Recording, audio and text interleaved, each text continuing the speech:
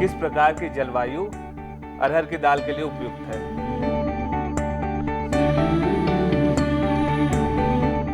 अरहर चूंकि दलहनी फसल है, लेगुमिनस क्रॉप है, वातावरण में जो नाइट्रोजन जो है इसकी जड़ें इकट्ठा करती हैं। नमस्ते दोस्तों, स्वागत है आपका बातें खेती की के आज के कार्यक्रम में। मैं हूं सुनीत सिंह। दोस्तों, दाल हमारे खाने का एक बहुत ही अभिन्न अंग है और जब दाल की बात आती है तो उसमें अरहर की दाल का नाम सबसे ऊपर होता है। अरहर की दाल जितने चाव से खाई जाती है उतने ही बड़े पैमाने पर हमारे देश में इसकी खेती भी होती है। किस प्रकार से किसान अरहर की खेती करके मुनाफा कमा सकते हैं, आज के कार्यक्रम में हम इसी बात पर चर्चा करेंगे और अरहर की खेती से जुड़ी हुई तमाम अहम जानकारियां आप तक पहुंचाने के लिए हमारे साथ स्टूडियो में हमारे एक्सपर्ट डॉक्टर अवधेश शुक्ला जी मौजूद हैं। शुक्ला जी, आपका बहुत बहुत स्वागत है। धन्यवाद। शुक्ला जी, आज हम अपने किसान दोस्तों को बताएंगे कि किस प्रकार से अरहर की खेती करके वो मुनाफा कमा सकते हैं और इसकी खेती में किन मुख्य बातों का विशेष ध्यान देना चाहिए। तो उसमें सर सबसे पहला सवाल मेरा ये बनता है कि किस प्रकार की जलवायु अरहर की दाल के लिए उपयुक्त है? जब जलवायु की बात आती है तो इसके लिए गर्म तर जलवायु की आवश्यकता होती है जी। दूसरे ये है कि इसके लिए जो है वो बरसात तो हो, वर्षा की तो आवश्यकता है लेकिन भराव नहीं होना चाहिए।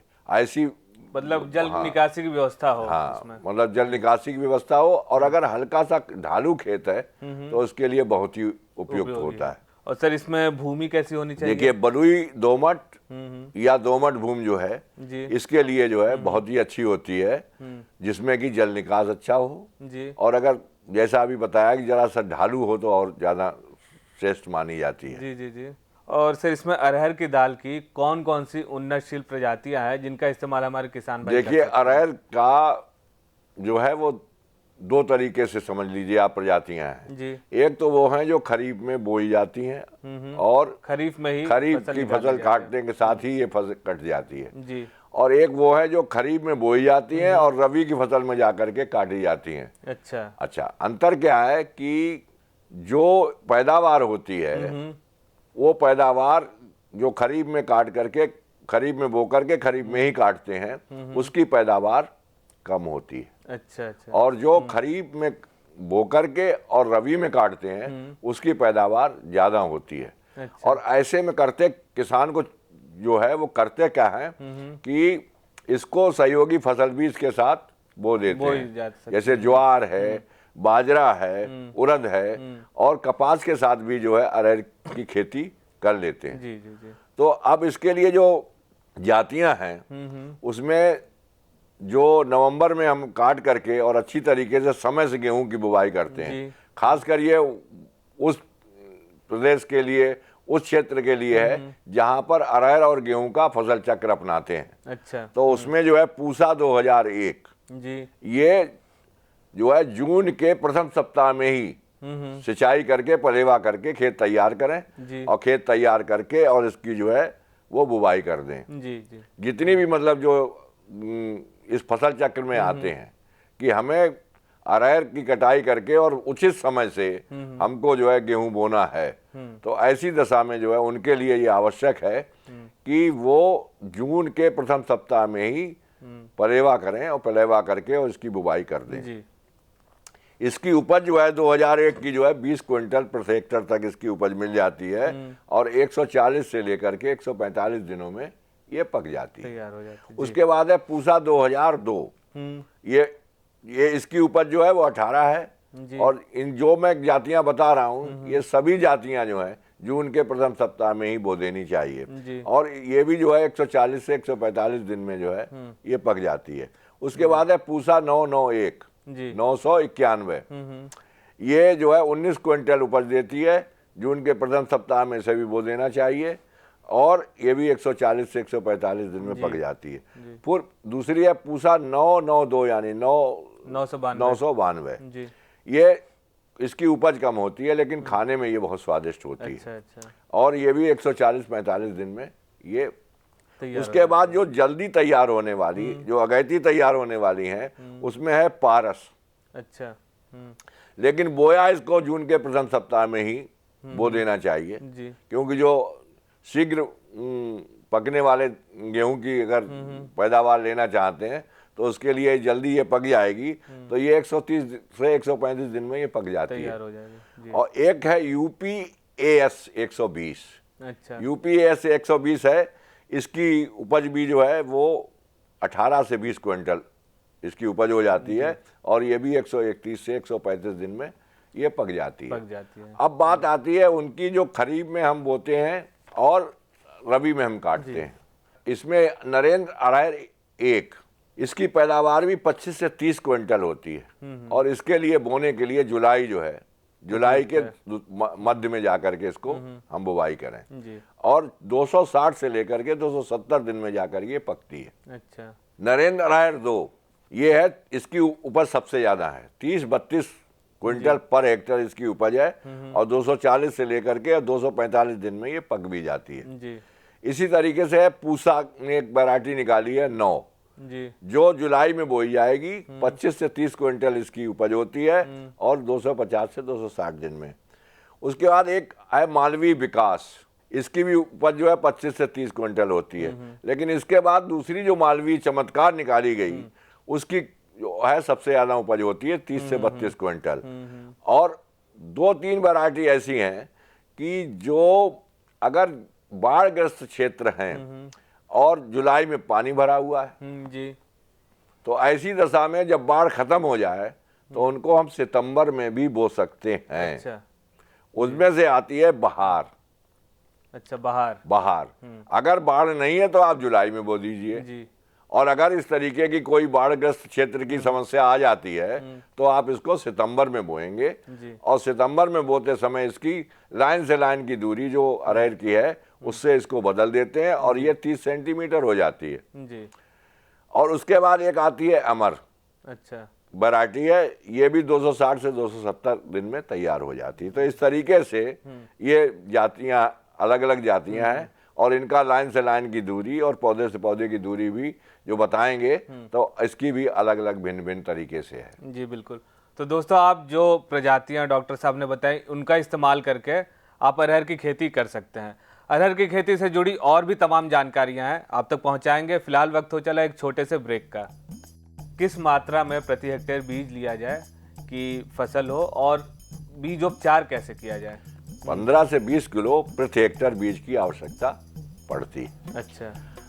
अरहर चूंकि दलहनी फसल है, लेगुमिनस क्रॉप है, और ये नाइट्रोजन वातावरण में जो नाइट्रोजन जो है इसकी जड़ें इकट्ठा करती हैं जी। तो इसके लिए बीज उपचार जो करते हैं उसके साथ राइजोबियम उपचार भी करते हैं। ब्रेक के बाद बातें खेती की के आज के कार्यक्रम में आपका एक बार फिर से स्वागत है। दोस्तों, आज हम बात कर रहे हैं अरहर की खेती के ऊपर। किस प्रकार से अरहर की खेती की जाए, कौन सी प्रजातियां चुनी जाए, कैसे उसका बीजोपचार किया जाए। डॉक्टर साहब, हमने ब्रेक से पहले बात की कि कौन कौन सी प्रजाति हमारे किसान दोस्त अपना सकते हैं। इसके खेत की तैयारी कैसे करते हैं? देखिए, अरहर के लिए गहरी जुताई चाहिए जी। तो गहरी जुताई के लिए जो है पहले हम जो है वो हैरो से जुताई करेंगे जी। और हैरो अगर कल्टीवेटर और हैरो 2 जो है ट्रैक्टर में लगाए जाते हैं जी। तो पहले हैरो से गहरी जुताई कर देंगे जी।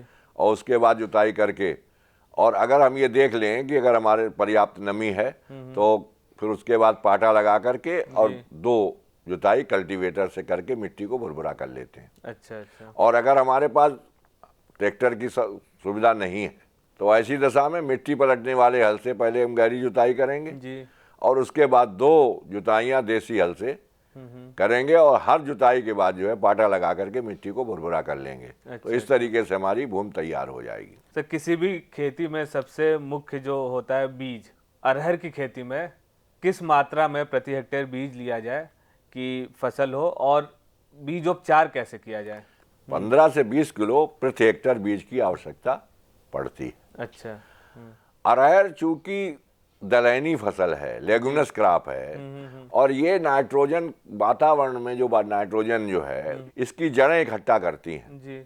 तो इसके लिए बीज उपचार जो करते हैं उसके साथ राइजोबियम उपचार भी करते हैं। अच्छा। तो इसके लिए करते क्या है कि पहले हम बीज उपचार कर लेते हैं ताकि हमारे रोग ना लगें, तो इसके लिए थीरम, कैप्टान या बावस्टीन, इन तीनों में से कोई एक दवा जो है ले लेते हैं। थीरम लेते हैं तो 2.5 ग्राम पर प्रति किलोग्राम बीज, अगर हम कैप्टान लेते हैं तो 2 ग्राम प्रति किलोग्राम बीज, और अगर हम बावस्टीन लेते हैं तो 1.5 ग्राम प्रति किलोग्राम बीज की दर से हम इसका उपचार करते हैं। अब उपचार करने के लिए पहले बीज को अच्छी तरीके से हल्का सा नमी देते हैं, ज़्यादा नमी नहीं, और उसके बाद इस पर दवा ये डालते रहते हैं, और दवा डालने के बाद फिर जो है इस पर अच्छी तरीके से मिला देते रहें। तो मिलाने से होता क्या है कि ये आपका अच्छी तरीके से इसके ऊपर दवा लग जाती है जी। अब बात आती है कि जैसे ही हमने जो है इसको उपचारित कर लिया तो राइजोबियम कल्चर से भी इसको उपचारित करें। तो इसके लिए क्या करते हैं कि 10 किलो बीज के लिए एक पैकेट जो 200 ग्राम का राइजोबियम का होता है ये पर्याप्त होता है। अच्छा। तो पहले क्या करते हैं कि 400 ग्राम हमने गुड़ ले लिया, और गुड़ लेने के बाद उसको पानी में अच्छी तरीके से घोल देते हैं जी। और घोलने के बाद इसमें वो 200 ग्राम का जो पैकेट है उस पैकेट को इसमें डाल देते हैं, और डालने के बाद बिल्कुल जैसे लेई बनाते हैं वैसे इसको ये बना लेते हैं, और बनाने के बाद फिर बीज में डालते जाते हैं, बीज चलाते जाते हैं, और थोड़े समय के लिए छाया में इसको रख देते हैं। इस बात का ध्यान रखें कि बुवाई या तो सुबह कर दें और नहीं तो शाम को करें, धूप में बुवाई ना करें। हाँ सर, वही चीज मैं आपसे अगला सवाल वही पूछने वाला था कि बुआई की विधि, सही विधि क्या है? देखिए वैसे तो इसको कूड़ों में बोते हैं, लेकिन अगर रिज विध से अगर हम बोते हैं तो ये हमारे लिए बहुत ही अच्छा रहेगा और इससे उपज भी हमारी बढ़ेगी। जब हम कूड़ में बोएंगे तो लाइन से लाइन की दूरी जो है वो 60 से 70 सेंटीमीटर जी। और पौधे से पौधे की दूरी जो है 15-20 सेंटीमीटर। और यहाँ पर मैं फिर दोहरा दूं कि अगर हमारी बाढ़ग्रस्त क्षेत्र में हम सितंबर में बोते हैं तब हमारी जो है वो लाइन से लाइन की दूरी 30 सेंटीमीटर और पौधे से पौधे की दूरी 15 सेंटीमीटर रहेगी। लेकिन ये तीन हमारे पास जो हमने बाद में बताई थी प्रजातियां, एक मालवीय चमत्कार, एक बहार और एक अमर, इसमें लाइन से लाइन की दूरी 90 सेंटीमीटर और पौधे से पौधे की दूरी 30 सेंटीमीटर रखी जाती है। इसमें खाद और उर्वरकों का इस्तेमाल कब और कैसे किया जाता है? देखिए दलहनी फसलों में जो है नाइट्रोजन की ज़्यादा आवश्यकता नहीं होती है। अच्छा। क्योंकि खुद ही जो है वहाँ पर नाइट्रोजन जो है हमको मिल रही है।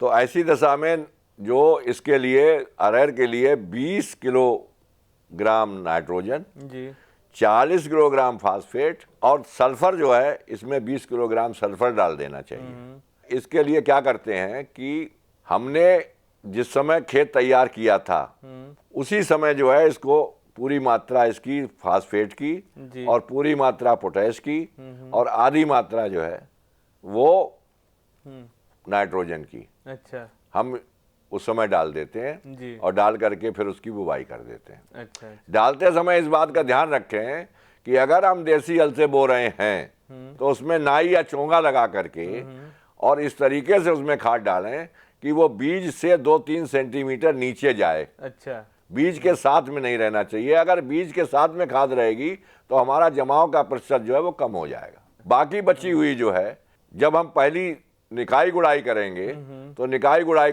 करने के बाद हम तुरंत जो है ये टॉप ड्रेसिंग कर देंगे बचा हुआ नाइट्रोजन की और सिंचाई कर देंगे। सिंचाई, सर आपने बात की सिंचाई की, सिंचाई कब कब करनी चाहिए इसकी? देखिए जो मैंने आपको बताया कि खरीफ में ही काटी जाती हैं और खरीफ में ही बोई जाती हैं जी। उनका जून के प्रथम सप्ताह में पलेवा करके और पलेवा करके खेत तैयार कर लिया जाता है जी। और पलेवा करके खेत तैयार करने के बाद फिर अगर हमारा जो हमने बो दिया है और जुलाई में हमारी बरसात हो जाती है तो उसके बाद फिर हमको सिंचाई की आवश्यकता नहीं वो होती है। लेकिन चाहे वो खरीफ वाली फसल हो चाहे खरीफ से उसमें रबी में काटने वाली फसल हो, दोनों फसल में जब फूल आ रहा हो और फलियां बन रही हो उस समय पर्याप्त मात्रा में नमी होना आवश्यक है। और यदि बरसात उस समय नहीं हो रही है तो आपको सिंचाई करना परम आवश्यक है। सर फिलहाल वक्त हो चला एक छोटे से ब्रेक का। जब हम ब्रेक से लौटेंगे तो आपसे पूछेंगे कि अरहर की फसल में कौन कौन से रोग लगते हैं, कौन कौन से कीट लगते हैं। फिलहाल रुकते हैं एक छोटे से ब्रेक के लिए। दूसरी जो है अरहर का बांझपन, ये अरहर का एक भयंकर रोग है जी और बांझ आप जानते ही हैं, बांझ का मतलब ये है कुछ ना पैदा करके दे। जी। खरपतवार पे कैसे नियंत्रण किया जाए इसमें? दोस्तों, ब्रेक के बाद बातें खेती की के आज के कार्यक्रम में आपका एक बार फिर से स्वागत है। सर, अरहर की फसल में कौन कौन से रोग ज्यादातर लगते हैं जो खतरनाक होते हैं? जो रोग लगते हैं जी उसमें सबसे बड़ा जो रोग, भयंकर रोग है, वो है उकटा। पौधा में पहले धीरे धीरे धीरे धीरे धीरे पत्तियां सूखना शुरू होती हैं और उसके बाद फिर इसकी यहाँ से तने से लेकर के जड़ों तक बिल्कुल पौधा जो है रोग ग्रसित हो जाता है और रोग ग्रसित होकर के ये पूरी फसल बर्बाद हो जाती है। तो एक तो जिस खेत में उकटा लग जाए उस खेत में दूसरी साल फिर अरहर नहीं बोनी चाहिए। अच्छा। नंबर एक। दूसरे ये है कि उकटा से बचने के लिए बीज का उपचार करके ही बोना चाहिए जी। दूसरी जो है अरहर का बांझपन, ये अरहर का एक भयंकर रोग है जी और बांझ आप जानते ही हैं, बांझ का मतलब ये है कुछ ना पैदा करके दे। जी तो इसमें होता क्या है कि पहले तो पत्तियां एकदम बहुत ज्यादा पत्तियां आती हैं, ये मालूम होता है कि बड़ी बढ़वार हो रही है। अच्छा। उसके बाद ना तो फूल आते हैं न फल आते हैं और ना फल आते हैं। जी पौधा देखने में बस सुंदर सुंदर रह जाता है, हमको ना उपज नहीं मिल पाती है। जी। तो इस बांझपन का जो है ये भयंकर रोग है और अभी बांझपन के रोग के लिए किसी रसायन का अभी तक किसी वैज्ञानिक ने आविष्कार नहीं कर पाया है। क्या रोग जो है ये माइट से फैलता है। अच्छा। हाँ, तो ध्यान रखें कि हम ऐसी प्रजातियां लें जो माइट से प्रतिरोधी हों, उन प्रजातियों को बोएं। उसके बाद आती है अरहर के में लगने वाले कीट। जी। तो अरहर में जो सबसे बड़ा जो नुकसान करता है वो कीट है हमारा फली वेदक। ये जब फली बनी तो फली मुलायम जैसे ही होती है, उसी में ये छेद करके धीरे से और उसके भीतर घुस जाता है। अच्छा। और घुसने के बाद जो बहुत कच्चा दाना होता है, क्योंकि उस वक्त मुलायम होती है, पड़ ही रहा होता है दाना, ये दाने को खा जाता है जी। तो इसके उपचार के लिए जो है मोनोक्रोटोफास 36 सीसी 0.1% का घोल बना करके जी। और इसका अगर छिड़काव किया जाए जी। तो इससे इसका फली छेदक का नियंत्रण किया जा सकता है। और अगर आप रसायन इस्तेमाल नहीं करना चाहते हैं तो निवौली का 6% का घोल जो है जी बना करके, निवौली सत जो है, निवौली सत का 6% का घोल बनाएं, उसमें थोड़ा सा साबुन डिटर्जेंट के रूप में डाल दें। साबुन इसलिए डाल दें कि जब उसमें साबुन डाल करके घोल करके जब हम छिड़काव करते हैं तो साबुन के झाग उस दवा को पत्ती के ऊपर बिठा देते हैं, चिपका देते हैं, जिससे उसका असर जो है लंबे समय तक बना रहता है। उसके बाद आता है अरहर की फली मक्खी। ये जो है दाने को खा जाती है, पूरा दाना जो है समाप्त कर देती है और इसका उपचार है डाइमिथोएट। अच्छा। डाइमिथोएट एक रसायन है 30 EC और 1 लीटर इसका लेकर के और 700 से 800 लीटर पानी में जो है घोलें और घोल करके जो है इसको छिड़काव करें। और अगर डाइमिथोएट नहीं मिलता है तो मोनोक्रोटोफास 36 सीसी को लेकर के 1 लीटर और 700-800 लीटर पानी में घोल करके इसका। उसके बाद एक पत्ती लपेटक कीट होता है। अच्छा। पत्ती लपेटक का मतलब ही यही है कि पत्ती में पर आया वो और उसने पत्ती को रोल कर लिया और उसके अच्छा तरीके से उसमें सुरक्षित बैठा हुआ है और पत्ती को खा रहा है। धीरे धीरे ये पत्तियों को सब खा करके और उसके बाद जो मुलायम डंठल होता है उस पर ये फिर आक्रमण कर देता है जी। इसके लिए एंडोसल्फान 35 EC 1.2 लीटर या मोनोक्रोटोफास 36 EC 800 मिलीलीटर लेकर के 700 से 800 लीटर पानी में घोल करके और इसका छिड़काव करें। तो इस तरीके से जो ये कीट हैं इनका नियंत्रण किया जा सकता है।